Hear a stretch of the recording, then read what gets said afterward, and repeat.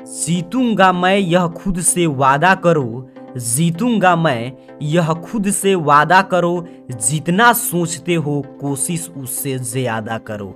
तकदीर भी रूठे पर हिम्मत न टूटे, मजबूत इतना अपना इरादा करो। तो आपको भी मैट्रिक इंटर बोर्ड परीक्षा में सम्मिलित अगर आप होने जा रहे हैं तो अब अपने मजबूत इरादों को और मजबूत करके और आपको अब एक बार अपने पूरे एनर्जी और जोश के साथ अंतिम प्रहार करने की आवश्यकता है, क्योंकि आप जानते हैं कि बिहार बोर्ड की मैट्रिक और इंटर परीक्षा अब काफी नजदीक है। इंटर की बोर्ड परीक्षा में तो कुछ दिन का, चंद दिन का, 5-7 दिन का ही समय अब शेष है। वहीं पे मैट्रिक की बोर्ड परीक्षा की बात करें तो और सब छुट्टी उट्टी हटा दें तो लगभग आपके 20 दिन का समय आपके पास और है पढ़ने का, क्योंकि बिहार बोर्ड ने अनाउंसमेंट कर दिया है कि फरवरी में 1 फरवरी से इंटरमीडिएट और आपके 17 फरवरी से मैट्रिक की बोर्ड परीक्षा का आगाज होगा।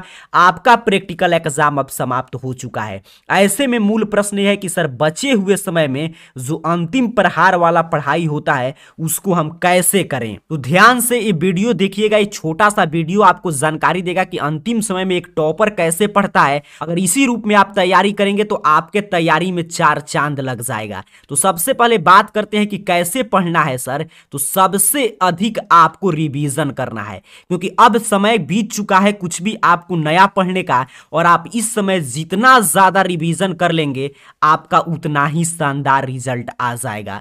तो बचे हुए समय में ज्यादा से ज्यादा समय आप रिवीजन पे करिए। अगर आपको डिवीजन लाना है तो रिवीजन आपको करना पड़ेगा।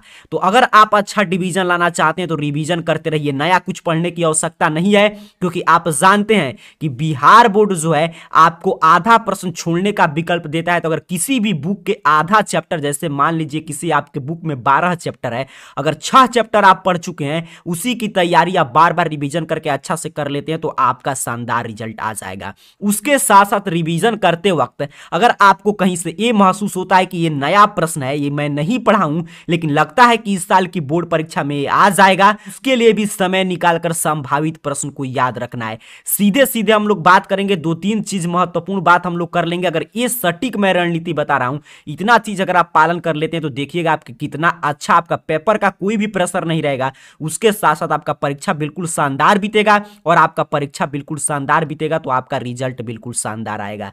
तो सबसे पहले आपको क्या करना है, रिवीजन ज्यादा से ज्यादा करना है। अगर कोई नया गेस प्रश्न आपको मिलता है तो उसको भी रटने के लिए समय निकाल लेना है, और आप घंटा गिनकर अब आपको पढ़ाई नहीं करना है, क्योंकि अंतिम प्रहार आप कर रहे हैं तो आपके पास जितना समय है सभी समय आप लगा दीजिए पढ़ाई पे, क्योंकि आप सोचिए पूरा 1 साल में आप क्या पढ़े हैं नहीं पढ़े हैं उसका डिसीजन होगा आपके रिजल्ट से। अगर कुछ दिन अगर आप अपना बर्बाद करेंगे तो आपका लाइफ बर्बाद होगा, आपको समाज के सामने शर्मिंदगी का सामना करना पड़ेगा अगर आपका रिजल्ट खराब आता है तो। अगर यही बचे हुए समय में आप घंटा नहीं गिनते हैं, जितना भी घंटा आपको पढ़ने का मन करता है उतना देर अगर आप पढ़ने पे अपने फोकस होकर पढ़ाई कर लेते हैं तो आपका समाज में एक अलग प्रतिष्ठा होगा। अगर आपका एक अच्छा रिजल्ट आएगा तो, और आपको खुद से प्रेरणा महसूस होगा कि आपको अपने जीवन में कुछ बड़ा लक्ष्य निर्धारित करने के लिए, क्योंकि मैट्रिक इंटर के मार्क्स जो है काफी कुछ डिसाइड कर देता है हमारे लाइफ के बारे में। आगे अब नेक्स्ट पॉइंट की बात करें तो मॉडल पेपर, जो नया मॉडल पेपर आया है उसको बार बार सॉल्व कीजिए। उम्मीद करता हूं आप उसको जरूर सॉल्व कर चुके होंगे। प्रीवियस ईयर क्वेश्चन पेपर जितना ज्यादा हो सके रिवीजन के तौर पे इसी को पढ़िए, model paper, previous year question paper.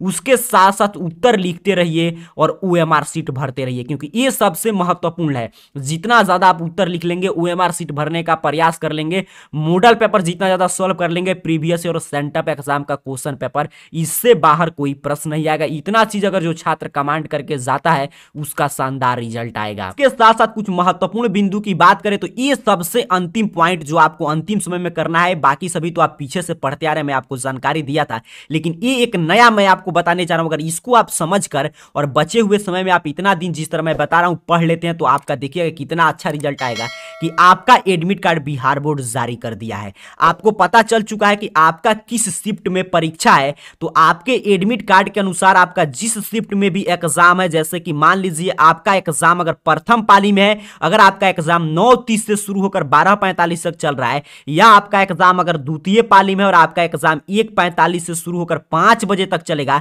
तो ये आपको क्लियर पता चल चुका है कि आपका किस शिफ्ट में एग्जाम है। तो आपके एडमिट कार्ड पे आपका रूटीन है, उसी के अनुसार अब आपको पढ़ाई करना है। आपका जिस शिफ्ट में एग्जाम है उस समय आपको आराम से तैयार होकर बचे हुए समय में यही आपको करना है कि जिस शिफ्ट में, जैसे मान लीजिए मेरा एग्जाम फर्स्ट शिफ्ट में है, तो मुझे क्या करना है कि सुबह में मुझे किसी भी हाल में आज ही लगता है कि एग्जाम देने जाना, इस रूप में मुझे तैयार होकर और 9:30 बजे से लेकर 12:45 AM तक मुझे पढ़ना है। ये सबसे जरूरी बात आपको सीख लेना है। आपके एडमिट कार्ड पे लिखा गया कि आपका सेकंड शिफ्ट में एग्जाम है और अगर आपका एग्जाम 1:45 से शुरू हो रहा है तो आपको 1:45 से 5 बजे शाम तक किसी भी हाल में पढ़ाई करना है। उम्मीद करता हूं मेरे बात को आप क्लियर समझ पा रहे हैं कि आपके एडमिट कार्ड पे जिस पाली में आपका एग्जाम है, जो भी आपका समय है, उस समय आपको जरूर पढ़ाई करना है। अब आपके मन में प्रश्न आएगा इस समय पढ़ने से क्या बेनिफिट होगा सर? तो आप भले ही 24 घंटा पढ़े या नहीं, लेकिन जिस समय जैसे आपका फर्स्ट शिफ्ट में एग्जाम है तो 9:30 से 12:45, अगर आपका सेकंड शिफ्ट में एग्जाम है तो 1:45 से 5 बजे तक अगर आप पढ़ाई करते हैं तो इससे सबसे पहला बेनिफिट कि माइंड जो है, हमारा माइंड, किसी भी मानव का मस्तिष्क, तो प्रतिदिन अगर जो काम लगातार हम 8 दिन 10 दिन 15 दिन 1 महीना लगातार कर लेते हैं जिस समय, उस समय वो माइंड ऑटोमेटिक उस काम के करने के लिए एक्टिव हो जाता है।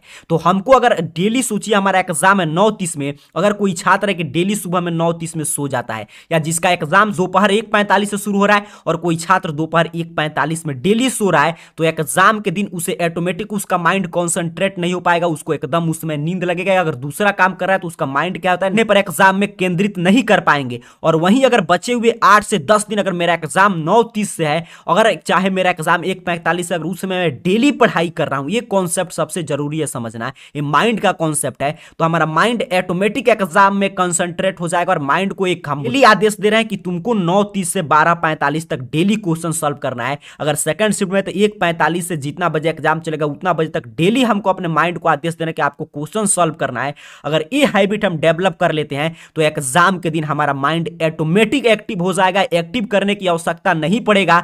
और उसके साथ साथ अगर हम अपने रूम में 3 घंटा 15 मिनट बैठकर क्वेश्चन सॉल्व कर लेते हैं 7-8 दिन 10 दिन 15 दिन, और तो उसी समय हमको ना प्यास लगेगा ना हमें ज्यादा टॉयलेट जाना पड़ेगा, क्योंकि हमारा शरीर भी उसी रूप में मेंटेन कर जाएगा।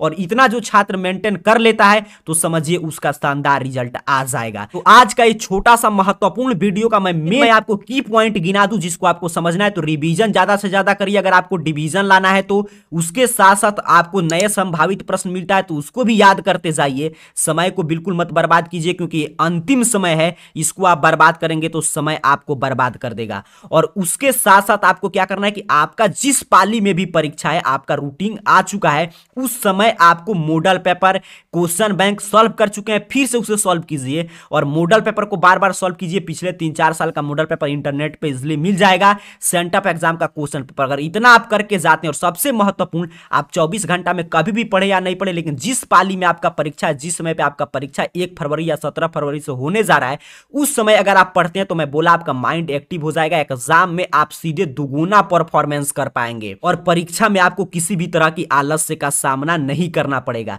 उम्मीद करता हूं अब आज से आप गांठ बांध लिए हैं और आपका जो भी एग्जाम है, जिस शिफ्ट में एग्जाम है, जिस समय एग्जाम है, उस समय आप बचे हुए समय में जरूर पढ़ाई करेंगे। भले ही आप कभी पढ़े या नहीं, लेकिन उस समय आपको जरूर पढ़ना है। रिवीजन करते रहिए और उस समय कोशिश कीजिएगा पढ़ने से ज्यादा उत्तर लिखने का, OMR शीट भरने का। इसी रूप में इस बचे हुए समय में पढ़ाई कीजिए, देखिएगा आपका एग्जाम बिल्कुल शानदार बीतेगा। जाते जाते मैं आपसे एक ही बात कहूंगा कि सितारे यूं ही नहीं बनते, जलना पड़ता है।